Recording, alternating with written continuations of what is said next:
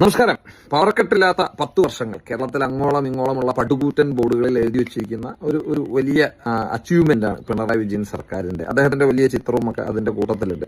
എന്നാൽ ഈ പവർക്കെട്ടില്ലാത്ത സത്യമായിട്ടുള്ള കാര്യമാണ് കേട്ടോ. ഇപ്പോൾ കാര്യമായിട്ട് പവർക്കെട്ട്സോ ലോഡ് ഷെഡിങ്ങോ നമ്മുടെ നാട്ടിൽ ഇല്ല എന്നുള്ളത് ഒരു ഫാക്റ്റാണ്. പക്ഷെ അതിൽ പിണറായി വിജയൻ സർക്കാരിന്റെ റോൾ എന്താണ് എന്നുള്ളതാണ് നമുക്ക് ഒന്ന് മനസ്സിലാക്കേണ്ടത്. തള്ളുമ്പോൾ ഒരു മയത്തിലൊക്കെ തള്ളണം. കാര്യം സംഭവമൊക്കെ ശരിയാണ്. നമ്മളുടെ നാട്ടിലെ ആൾക്കാർ പ്രബുദ്ധര് എന്ന് വെറുതെ പറഞ്ഞ് നടക്കുക മാത്രമേ ഉള്ളൂ. വിവരവും ഇതുപോലെയുള്ള കാര്യങ്ങളെ പറ്റിയിട്ടുള്ള അന്വേഷണമൊക്കെ വളരെ കുറവായതുകൊണ്ട് എന്തും തള്ളാം. പക്ഷേ അതൊരു മയത്തിലൊക്കെ തള്ളണം എന്നുള്ളതാണ് എൻ്റെ ഒരു അഭ്യർത്ഥന. 27,700 മില്യൺ യൂണിറ്റ്സ് ആണ് കേരളത്തിന്റെ കൺസംഷൻ നാൾക്ക് നാൾ വർദ്ധിച്ചുകൊണ്ടിരിക്കുകയാണ്. എന്നാൽ പ്രൊഡക്ഷനിൽ കാര്യമായിട്ട് യാതൊരു വർധനവും രേഖപ്പെടുത്തിയിട്ടില്ല. കേരളത്തിന്റെ വൈദ്യുതി ഉപഭോഗത്തിന്റെ അല്ലെങ്കിൽ റിക്വയർമെന്റിന്റെ 25% താഴെ മാത്രമാണ് കേരളത്തിൽ ഉൽപ്പാദിപ്പിക്കപ്പെടുന്നത്. ബാക്കിയുള്ളതൊക്കെ സെൻട്രൽ പൂളിൽ നിന്നും അതുപോലെ തന്നെ മറ്റ് സംസ്ഥാനങ്ങളിൽ നിന്നും വാങ്ങുന്നതാണ്. CGS എന്ന് പറയും. ആ CGSൽ നിന്നാണ് ഏതാണ്ട് 11,434 മില്യൺ യൂണിറ്റ്സ് കേന്ദ്ര പൂളിൽ നിന്നാണ് കേരളത്തിലേക്ക് വൈദ്യുതി കിട്ടുന്നത്. മറ്റുള്ള സംസ്ഥാനങ്ങളിൽ നിന്നും നമ്മൾ വാങ്ങുന്നുണ്ട്. ഏതാണ്ട് 10,000-ലധികം കോടി രൂപ, 55%-ഓളം KSEBയുടെ റവന്യൂ ഇത്തരത്തിൽ വൈദ്യുതി വാങ്ങാൻ വേണ്ടിയിട്ടാണ് സ്പെൻഡ് ചെയ്യുന്നത്. കേരളത്തിലെ നമുക്ക് എല്ലാവർക്കും അറിയാം ഹൈഡ്രോ ഇലക്ട്രിക് പ്രോജക്ട്സ് ആണ് നമ്മൾ മറ്റേ പ്രൊഡക്ഷന് വേണ്ടിയിട്ട് മേജറായിട്ട് ഡിപ്പെൻഡ് ചെയ്യുന്നത്. കേരളത്തിന്റെ വൈദ്യുതി പ്രൊഡക്ഷന്റെ 91% ഇപ്പോഴും വെള്ളം തുറന്നുവിട്ട് ടർബൈൻ കറക്കി ഉണ്ടാക്കുന്നതാണ്. റിന്യൂവബിൾ എനർജി എന്ന് പറയുന്ന സോളാർ ആയിക്കോട്ടെ, വിൻഡ് ആയിക്കോട്ടെ, ഹൈഡ്രോ ആയിക്കോട്ടെ, അതുപോലെ തന്നെ ഹൈബ്രിഡ് ആയിക്കോട്ടെ, ഇത്തരത്തിലുള്ള കാര്യങ്ങളിലൊന്നും ഒരു സ്റ്റെപ്പ് പോലും മുന്നിലോട്ട് പോകാൻ കേരളത്തിന് സാധിച്ചിട്ടില്ല എന്നുള്ളതൊരു ഫാക്റ്റാണ്.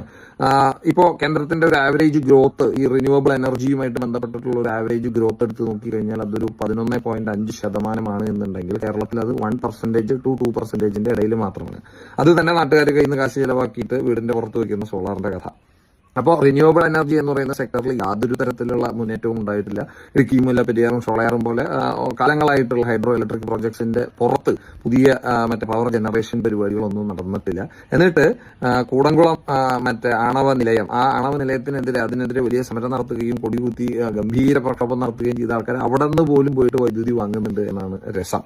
അപ്പോൾ എങ്ങനെയാണ് ഇപ്പോൾ കേരളത്തിൽ മാത്രമാണോ ഈ വൈദ്യുതിയുടെ ഈ പവർ കട്ട് ഇല്ലാത്ത അവസ്ഥയുള്ളത്? അല്ല, തമിഴ്നാട്ടിലൊക്കെ നിങ്ങൾ പോയി നോക്കി കഴിഞ്ഞാൽ കുറച്ച് കാലങ്ങൾക്ക് മുമ്പ് വരെ, ഒരു 10 വർഷത്തേക്ക് മുമ്പൊക്കെ വരെ തമിഴ്നാട്ടിൽ 12 മണിക്കൂറും 13 മണിക്കൂറൊക്കെ ഡെയിലി പവർ ഇല്ലാത്ത അവസ്ഥയായിരുന്നു. ഇപ്പൊ അതൊക്കെ പോയി കംപ്ലീറ്റ് ടൈം 24/7 പവർ കിട്ടുന്ന അവസ്ഥയിലേക്ക് തമിഴ്നാടൊക്കെ മാറി കഴിഞ്ഞു.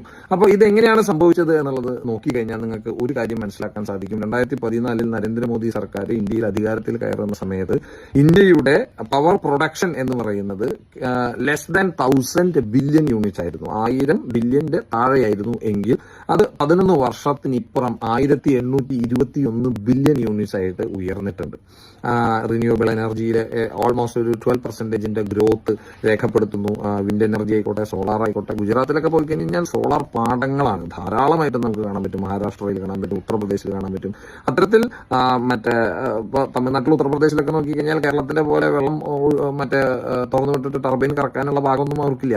എന്നിട്ട് പോലും മേജർ ആയിട്ടുള്ള തെർമൽ പ്രോജക്ട്സിലൂടെയും ഇത്തരത്തിലുള്ള റിന്യൂവബിൾ എനർജി സോഴ്സിങ്ങിലൂടെയും അതുപോലെ തന്നെ ന്യൂക്ലിയർ പ്രോജക്ട്സിലൂടെയൊക്കെ ധാരാളമായിട്ടുള്ള പവർ പ്രൊഡക്ഷൻ നമ്മുടെ രാജ്യത്ത് നടക്കുന്നുണ്ട്. അത്തരത്തിൽ നടക്കുന്ന പവർ അല്ലെങ്കിൽ എനർജി കേന്ദ്ര പൂളിലൂടെ കേരളത്തിന് കിട്ടിയത് കൊണ്ട് മാത്രമാണ് ഇവിടെ ഇപ്പോൾ കഴിഞ്ഞ 10 വർഷത്തിൽ പവർ കട്ടില്ല എന്ന് പറഞ്ഞിട്ട് ഇത്രയും വലിയ ചിത്രക്കടിച്ച് ബോർഡ് വെക്കാൻ പറ്റിയത് എന്നുള്ളത് അറ്റ്ലീസ്റ്റ് കുറച്ച് നാട്ടുകാർക്കെങ്കിലും ബോധ്യമുണ്ട് എന്നുള്ളത് ഓർക്കണം. പിണറായി സാറെ, PR നടത്താൻ നല്ല ഏജൻസി കിട്ടിയ വകുപ്പിലെ എംബ്രാന്റെ വിളക്കത്ത് വാരിയർ കത്താഴം എന്നൊരു ചൊല്ലുണ്ട്. അതങ്ങോട്ട് നടത്തി നല്ല കുട്ടികളുടെയൊക്കെ തന്തയാവുക എന്നുള്ളത് വളരെ മോശം, ഉറപ്പില്ലാത്ത അവസ്ഥയാണ്. അപ്പൊ എന്തായാലും കേരളത്തിൽ പുതുതായിട്ടൊന്നും നടന്നിട്ടില്ല. എനിക്ക് 1-2-6 മെഗാവാട്ടിന്റെയോ മറ്റോ 1-2 പദ്ധതികളാണ് ഈ കാലയളവിൽ കമ്മീഷൻ ചെയ്തിട്ടുള്ളത്. റിന്യൂവബിൾ എനർജി സോഴ്സ് ചെയ്യുന്ന കാര്യത്തിൽ വളരെ പുറകിലാണ് നമ്മൾ. അപ്പൊ അങ്ങനെ നമ്മളുടെ കൺസംഷൻ കൂടുന്നുണ്ട്, പ്രൊഡക്ഷൻ സ്റ്റാൻഡ് സ്റ്റിലായിട്ട് നിൽക്കുന്നു. എന്നിട്ടും പവറിന്റെ ഷോർട്ടേജ് ഇല്ലാതിരിക്കുന്നു എന്ന് പറഞ്ഞാൽ അതിന്റെ അർത്ഥം അത് കേരളത്തിന്റെ മിടുക്കല്ല, പുറമേ നിന്ന് വരുന്ന സാധനത്തിന്റെ മിടുക്കാണ്. രാവിലെ എണീറ്റ് ഫേസ്ബുക്കും ഇൻസ്റ്റാഗ്രാമൊക്കെ ഇങ്ങനെ ജസ്റ്റ് സ്ക്രോൾ ചെയ്ത് പോകുന്നതിന്റെ ഇടയിൽ ഒരു ഗംഭീരമായിട്ടുള്ള ഒരു വീഡിയോ കണ്ടു. അത് NH-66 സംബന്ധിക്കുന്ന ഒരു വീഡിയോ ആണ്. സഖാവ് പിണറായി വിജയന്റെ ചിത്രങ്ങളും അതുപോലെ വീഡിയോ ഒക്കെ ഇട്ടിട്ട് ഗംഭീര BGM ഒക്കെ കൊടുത്തിട്ട് ആർക്കും കൊതിയാവുന്ന രീതിയിലുള്ള ആ NH-66 മുകളിൽ നിന്നും സൈഡിൽ നിന്നും ഒക്കെ ഉള്ള വ്യൂ കാണിച്ചിട്ട് അതിൽ കൂടെ വണ്ടികളും ലൈറ്റൊക്കെ ഇട്ടിട്ടുള്ള അതിന്റെ ചിത്രങ്ങളും വീഡിയോ ഒക്കെ കാണിച്ചിട്ടുള്ള ഒരു ഗംഭീര വീഡിയോ. ഇത് പിണറായി വിജയൻ സഖാവ് കേരളത്തിൽ അധികാരത്തിൽ എത്തിയത് കൊണ്ട് മാത്രം യാഥാർത്ഥ്യമായതാണ്. കേരളത്തിന്റെ യാത്രാക്ലേശത്തിന് ഒരു വലിയ അറുതി വരാൻ പോകുന്നു എന്നൊക്കെ പറഞ്ഞിട്ടുള്ള ഗംഭീരമായിട്ടുള്ള എക്സ്പ്ലനേഷൻസും അതിനോടൊപ്പം തന്നെ കേരളം മാത്രമാണ് NH വികസനത്തിന് വേണ്ടിയിട്ട് പൈസ ചെലവാക്കിയ ഏക സംസ്ഥാനം. 5600 കോടി രൂപയാണ് ഇത്തരത്തിൽ നമ്മൾ സ്പെൻഡ് ചെയ്തത്. അതുകൊണ്ട് മാത്രമാണ് ഈ റോഡ് യാഥാർത്ഥ്യമായത് എന്നൊക്കെ പറഞ്ഞിട്ടുള്ള എക്സ്പ്ലനേഷൻസും. അപ്പൊ അത് കണ്ടപ്പോൾ യഥാർത്ഥത്തിൽ ചിരിയാണ് വന്നത്. കാരണം പൻവേലിൽ നിന്നാണ് ഈ NH-66 ആരംഭിക്കുന്നത്. അത് മറ്റേ മഹാരാഷ്ട്ര, കർണാടക, ഗോവ, കേരളം, തമിഴ്നാട് അങ്ങനെ 5 സംസ്ഥാനത്തിലൂടെയാണ് കടന്നു പോകുന്നത്. 1600 കിലോമീറ്റർ ആണ് ഇതിന്റെ ടോട്ടൽ സ്ട്രെച്ച്. ഏതാണ്ട് 1,26,000 കോടിയുടെ മുകളിലാണ് ഇതിന്റെ ടോട്ടൽ ബഡ്ജറ്റ്. കേന്ദ്ര സർക്കാരാണ് അല്ലെങ്കിൽ NHAI ആണ് ഇത് നടപ്പാക്കുന്നത്. അപ്പോൾ 5 സംസ്ഥാനങ്ങളിലൂടെ കടന്നു പോകുന്ന ഏതാണ്ട് 1600 കിലോമീറ്റർ സ്ട്രെച്ചുള്ള ഇന്ത്യയുടെ തന്നെ ഏറ്റവും വലിയ വ്യാവസായിക കുതിപ്പിന് കാരണമാകും എന്ന് കരുതുന്ന ഇത്തരത്തിലുള്ള റോഡ് പ്ലാൻ ചെയ്യുന്ന സമയത്ത് കേരളത്തിൽ പിണറായി വിജയൻ സഖാവാണല്ലോ ഭരിക്കുന്നത് എന്നുള്ള ആശ്വാസത്തിലായിരിക്കും ഒരുപക്ഷെ നിതിൻ ഗഡ്കരിയും നരേന്ദ്രമോദിയും ഇത് നടപ്പാക്കിയത്. കാരണം പിണറായി വിജയൻ സർക്കാർ ഇല്ല എന്നുണ്ടെങ്കിൽ തീർച്ചയായിട്ടും ഈ റോഡ് യാഥാർത്ഥ്യമാവില്ല എന്നുള്ളത് അവർക്കറിയാമല്ലോ. പിന്നെ 5600 കോടി രൂപയുടെ കഥ. കേരളം മാത്രമാണോ ഇത്തരത്തിൽ NH വികസനത്തിന് വേണ്ടിയിട്ട് ഫണ്ട് അലോക്കേറ്റ് ചെയ്തിട്ടുള്ള സംസ്ഥാനം? അല്ല, തീർച്ചയായിട്ടും അല്ല. മഹാരാഷ്ട്ര കൊടുത്തിട്ടുണ്ട്, ഗുജറാത്ത് കൊടുത്തിട്ടുണ്ട്, ഹരിയാന കൊടുത്തിട്ടുണ്ട്, UP കൊടുത്തിട്ടുണ്ട്, എനിക്ക് തോന്നുന്നു ബീഹാറും ചെയ്തിട്ടുണ്ട്. അങ്ങനെ ഒട്ടനവധി സംസ്ഥാനങ്ങൾ, ആന്ധ്രാപ്രദേശ്, അങ്ങനെ ഒട്ടനവധി സംസ്ഥാനങ്ങൾ അവരുടെ സംസ്ഥാനത്തെ NH വികസനവുമായിട്ട് ബന്ധപ്പെട്ടിട്ട് അവരുടെ കോൺട്രിബ്യൂഷൻ അല്ലെങ്കിൽ ഫണ്ടിങ് നടത്തിയിട്ടുണ്ട്. അപ്പൊ ഇങ്ങനെ ഈ പച്ചക്കള്ളം പറഞ്ഞ് ആരാന്റെ കുട്ടി നല്ല ഭംഗിയുള്ള കുട്ടിയെ കാണുമ്പോൾ അത് സ്വന്തം കുട്ടിയാണ് എന്ന് പറഞ്ഞ തന്തമേ നാണമില്ലാത്ത ആൾക്കാരാണ് എന്നുള്ളത് പലകുറി തെളിയിച്ചിട്ടുള്ളതാണ്. അത് വീണ്ടും വീണ്ടും തെളിയിച്ചുകൊണ്ടിരിക്കുകയാണ് ഇത്തരത്തിൽ വീഡിയോയും ഒക്കെ പോസ്റ്റ് ചെയ്തുകൊണ്ട്. അപ്പോൾ ഒരു ഒറ്റ കാര്യം കൂടി പറഞ്ഞുകൊണ്ട് നിർത്താം. ഈ NH-66 വികസനവുമായിട്ട് ബന്ധപ്പെട്ട് 27,000 കോടി രൂപയാണ് കേരളത്തിൽ ലാൻഡ് അക്വസിഷന് വേണ്ടിയിട്ട് ചെലവാക്കിയിട്ടുള്ളത്. അത് 27,000 കോടി രൂപ പോയിട്ടുള്ളത് കേരളത്തിലെ ആൾക്കാരുടെ അക്കൗണ്ടിലേക്കാണ്. അതിൽ 5600 കോടി രൂപയുടെ കോൺട്രിബ്യൂഷൻ മാത്രമാണ് സംസ്ഥാന സർക്കാരിൻ്റെതുള്ളത്. അത് എന്തുകൊണ്ട് അങ്ങനെ വന്നു എന്ന് ചോദിച്ചാൽ, നമ്മൾ ഇത്തരത്തിൽ ഒരു 5-6 സംസ്ഥാനങ്ങളിലൂടെയൊക്കെ കടന്നു പോകുന്ന വലിയ പ്രൊജക്ട് എസ്റ്റിമേഷൻ ചെയ്യുന്ന സമയത്ത് ലാൻഡ് അക്വസിഷനും അവിടുത്തെ ഓരോ കാര്യത്തിന്റെയും പ്രൊജക്ട് കോസ്റ്റിന് ഒരു എസ്റ്റിമേഷൻ ഇടും, ഒരു ബേസ്, ഒരു ബെഞ്ച് മാർക്ക് റേറ്റ് ഇടും. ആ റേറ്റിനേക്കാൾ കൂടുതൽ വരുന്ന അവസരത്തിൽ ഇത്തരത്തിൽ ഷോർട്ടേജ് വരുന്ന സമയത്താണ് ഈ സംസ്ഥാനങ്ങൾ അവരുടെ വിഹിതമായിട്ട് പൈസ കൊടുക്കുന്നത്. നമുക്കറിയാം ഇന്ത്യയിൽ മറ്റെല്ലാ സംസ്ഥാനങ്ങളെ വെച്ച് നോക്കുമ്പോൾ കേരളത്തിൽ ഭൂമിയുടെ റേറ്റ് വളരെ അധികമാണ്. അപ്പോൾ എസ്റ്റിമേറ്റഡ് കോസ്റ്റ് ഓഫ് ലാൻഡ് അക്വസിഷനേക്കാളും ഏതാണ്ട് 30 മുതൽ 40% വരെ ലാൻഡ് പ്രൈസ് കേരളത്തിൽ കൂടുതലായിരുന്നു. അതുകൊണ്ടാണ് നമ്മുടെയൊക്കെ ഈ തീരദേശത്ത് കൂടെ പോകുന്ന പല ടൗണുകളിലും കോടിക്കണക്കിന് രൂപയാണ് സെന്റിന് കൊടുത്തിട്ടുള്ളത്. അപ്പോൾ അത്രയും വലിയ പൈസ കൊടുത്തിട്ടാണ് ഇത് അക്വയർ ചെയ്തിട്ടുള്ളത്. അത് കേരളത്തിൽ ആ ലാൻഡ് പ്രൈസ് കൂടുതലായതുകൊണ്ട് മാത്രമാണ്. നോർമൽ ബെഞ്ച് മാർക്കിനേക്കാൾ 30 മുതൽ 40% വരെ ലാൻഡ് കോസ്റ്റ് കൂടുതലായതുകൊണ്ട് മാത്രമാണ് കേരളത്തിന് 5600 കോടി രൂപ കോൺട്രിബ്യൂട്ട് ചെയ്യേണ്ടത്. നല്ല കാര്യം. നമ്മുടെ നാട്ടിൽ വികസനം വരാൻ സംസ്ഥാന സർക്കാരും കോൺട്രിബ്യൂഷൻ നൽകേണ്ടതാണ്. അതിങ്ങനെ പച്ചക്കള്ളം പറഞ്ഞ് വളച്ചൊടിച്ച് നമ്മൾ മാത്രം എന്തോ വലിയ സംഭവം ചെയ്യുന്നു എന്നുള്ള വരുതിയിലാക്കി ആരെന്റെ ഭംഗിയുള്ള കുട്ടിയെ സ്വന്തം മകനാണ് എന്ന് പറഞ്ഞ് അവതരിപ്പിക്കാൻ ചില്ലറ ഉളുപ്പൊന്നും പോരാ എന്നുള്ളതാണ് ഏറ്റവും രസകരമായ സംഭവം. എന്തായാലും NH-66 എന്ന് പറയുന്നത് യാഥാർത്ഥ്യമായത് പിണറായി വിജയൻ സഖാവ് ഉള്ളത് കൊണ്ടാണ്. അല്ലെങ്കിൽ ഇവിടെ സമരവും കൊടികുത്തും നടത്തി അത് കൊളമാക്കി എടുത്തേനെ എന്നുള്ളതാണ്. നരേന്ദ്രമോദിയുടെ അടുത്ത് അത് നടക്കില്ല എന്നുള്ളത് രണ്ടാമത്തെ കാര്യം. അപ്പൊ സമരം ചെയ്തില്ല എന്നുള്ള വകുപ്പിൽ വേണമെങ്കിൽ ഇത് പിണറായി വിജയൻ സർക്കാരിന്റെയും കമ്മ്യൂണിസ്റ്റിന്റെയും വരദാനമാണ് എന്ന് വേണമെങ്കിൽ നമുക്ക് വിശ്വസിക്കാം. DYFIയുടെ നേതൃത്വത്തിൽ പോസ്റ്റ് ഓഫീസ് ധർണ ഗ്യാസ് ക്ഷാമവുമായിട്ട് ബന്ധപ്പെട്ടിട്ട് നമ്മുടെ ആരുടെങ്കിലും വീട്ടിൽ പോസ്റ്റ് ഓഫീസിൽ നിന്നാണോ ഗ്യാസ് കൊണ്ടുവരുന്നത്?